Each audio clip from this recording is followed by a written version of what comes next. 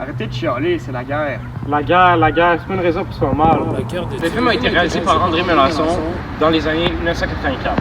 Le contexte de ce film se passe durant les vacances d'hiver où deux groupes de jeunes se battent pour le contrôle d'un château de neige. Cette référence vient durant le conflit entre les deux groupes de jeunes, mais ça nous rappelle que même si dans un contexte de guerre, quand on joue, ça devrait jamais devenir cruel ou dangereux. Cette scène démontre que la rivalité entre les deux groupes de jeunes commence à aller trop loin. Ça démontre un message pacifique des conséquences de la violence. Qu'est-ce qui est vraiment intéressant, c'est les stratégies de guerre que les enfants utilisent. En effet, ils ont beaucoup d'imagination pour défendre leur fort. Ils mettent des pièges, ils ont toutes sortes d'attaques et de défenses pour protéger leur fort. Ça démontre quand même comment une petite activité de même de fort de neige peut être pris au sérieux par des enfants.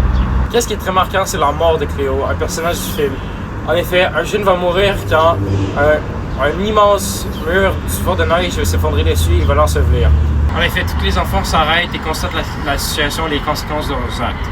En conclusion, c'est un film quand même assez intéressant qui nous a tous marqués quand on était jeunes et qui nous démontre les conséquences de nos actions. On va essayer le Antarctix, le repas de K-pop. Découvrirons ce qu'il y a dans le K-pop. Le retour de la nouvelle foule. Un paquet de cartes, on va l'ouvrir avec vous. Pas copié. Ça en gros, c'est en Mais arrière. non, c'est pas des cartes Pokémon. Puis on met en avant. Wesh, c'est la meuf de Nathan.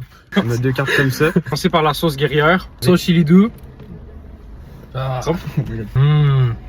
sauce démon qui est au cajun. Vas-y. Trompé. Vas-y. La couleur, honnêtement, C'est vraiment de bon. En vrai, c'est meilleur que l'autre. Essayez absolument celui-là.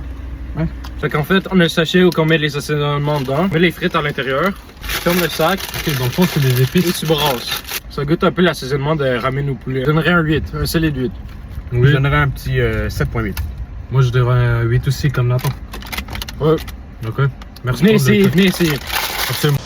Salut tout le monde, aujourd'hui on va vous présenter l'Expo 67, un moment historique pour l'histoire du Québec qui a eu lieu en 1967. C'était un événement international qui faisait en sorte d'organiser tous les pays pour créer leur campus, pour leur créer dans le fond, leur campus à un édifice à eux qui représente leur pays. Comme vous voyez ici, c'est tout l'archipel d'un île de Montréal qui a eu lieu l'Expo 67.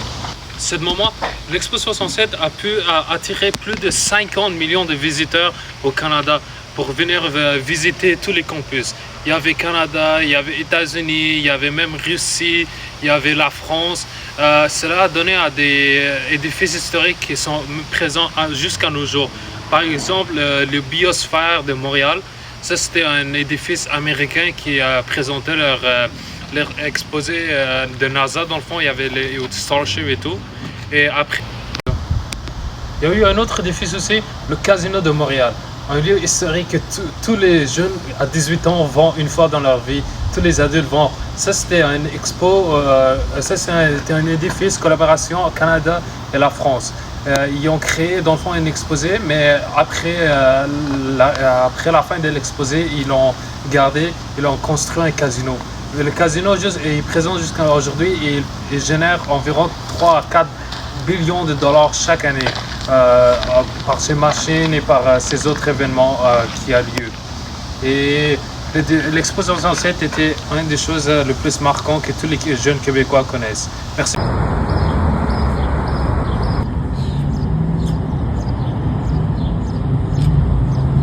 Faites attention, même si ces boissons sont bonnes au goût, peuvent être dangereuses pour la santé. En effet, 400 mg de caféine par jour est la limite de santé pour un adulte. Et un enfant, c'est encore moins. Que ce soit pour le fun que tu la consommes ou pour rester réveillé, faites attention aux risques présents. Un message de Santé Québec. Aujourd'hui, on va faire une tier list des émissions québécoises. Qu'on a regardé toutes dans notre jeunesse ou même des livres. Fait que. On commence par quoi, le gars? Bon, on va commencer par Passe-Partout. Ouais. Pour moi, honnêtement, c'est pas fameux. Fait qu'honnêtement, je mettrais environ dans le D. Dans le D ou Dans le le C? D? Le C. Même C? si c'est quand même connu. Ouais, C. faut mettre au moins un C. Hein. On peut pas mettre un D. Donc ensuite, on passe à les Argonautes. Fait que pour moi, honnêtement, j'irais dans le A. Dans le A? Ouais. C'est quand même haut là. Mais c'est bien connu, puis pour moi, c'est une bonne émission. Ok, ouais, good. Le fameux show Caillou, par exemple. Là, tout le monde connaît. Tout le monde connaît. Moi, c'est quand même un show iconique. Tu sais, tout le monde connaît. Ouais. Je pense seulement ça va peut-être dans le B, hein. Dans le B? Dans le B. Parce que, tu sais, Le B. tout le monde connaît, mais tu sais, je pense pas que c'est le meilleur show ever. Non, c'est ça. Moi, le B, Mais je c'est suis d'accord avec trop- toi. Quand on pense avec La Jean-Jean, ça, Ça- c'était vraiment un Ça, banger. c'était vraiment insane. Ouais, c'était quand même un bon livre, tu sais, c'était vraiment l'histoire. Tout le monde voulait tout. lire ça. Dans les Ouais, bibliothèques, tout le il n'y avait plus rien. À chaque fois que tu à chaque fois que tu voulais aller en emprunter un, tu pouvais pas parce qu'il y en avait plus. Moi, est-ce que ça mérite un Moi, S? je dirais le A ou le S, mais en vrai, Je pense que ça mérite peut-être un S. un hein. S. En vrai, J'en c'était irais quand avec même le S. bon. C'est un bon livre. Fait qu'après, toc, toc, toc. Je l'écoutais beaucoup, puis je pense l'intro, tout le monde s'en souvient, tu sais. C'est très iconique encore une fois. Ouais. Je pense ça mérite quand même un haut grade, genre, tu vois. Tu sais, il y avait de l'humour un peu là-dedans. C'était vraiment une bonne émission. Pour moi, j'irais avec un petit A. Ouais. Les costumes et tout. Fait qu'après, les frères Krat. Honnêtement, je sais pas Ça, si honnêtement- beaucoup de personnes connaissent ou s'en souviennent. Moi, je me souviens, j'écoutais toutes les émissions complètes, genre sur le divan et dans mon enfance. Je pense que ça mérite aussi une haute note, hein, quand même. Donc, fait qu'on mettrait le frère Krat dans le S. Ouais, je pense que oui. Hein. Vas-y. Voilà, c'est notre tier list. Merci de nous avoir écoutés.